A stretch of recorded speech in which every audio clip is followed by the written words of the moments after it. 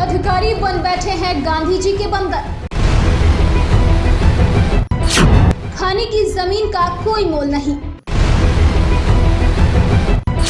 कब खौलेगा अधिकारियों का खून?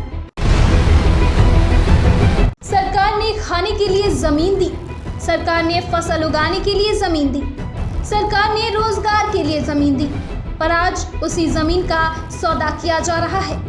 जिस जमीन पर सरकार अन्न उगाना चाहती थी, उस जमीन पर भूमाफिया चांदी काट रहे हैं। जिस जमीन से लोगों को खाना मिलना था, उसी जमीन पर भूमाफियाओं की मनमानी चल रही है।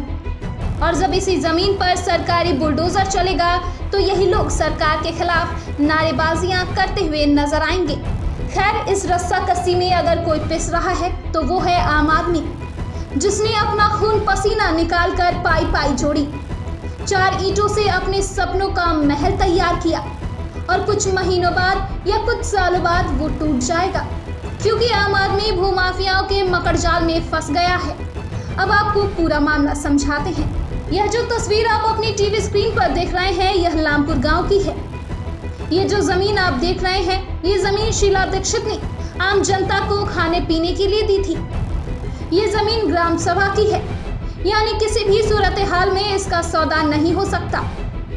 आम जनता को कुछ खाने को मिले या ना मिले, पर कुछ अधिकारियों और भूमाफियाओं ने इस जमीन का सौदा कर पैसा डकार लिया है। जिस जमीन पर हरी भरी फसलें होनी थी, उस जमीन पर अनाज की जगह मकान उग रहे हैं। ऐसा नहीं है कि अधिकारियों को इसका पता ना हो। जाने कितनी ही बार अधिकारी या सरकारी कर्मचारी इन रास्तों से गुजरते हैं, पर एक्शन कोई नहीं लेता।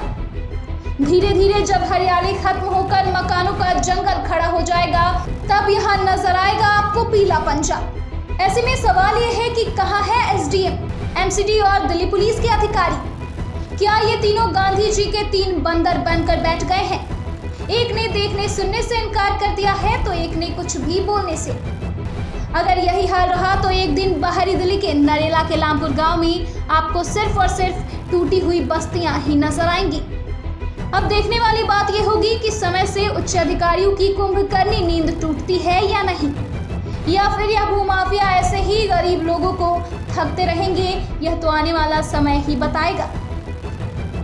ब्यूरो रिपोर्ट, दिल्ली समाचार।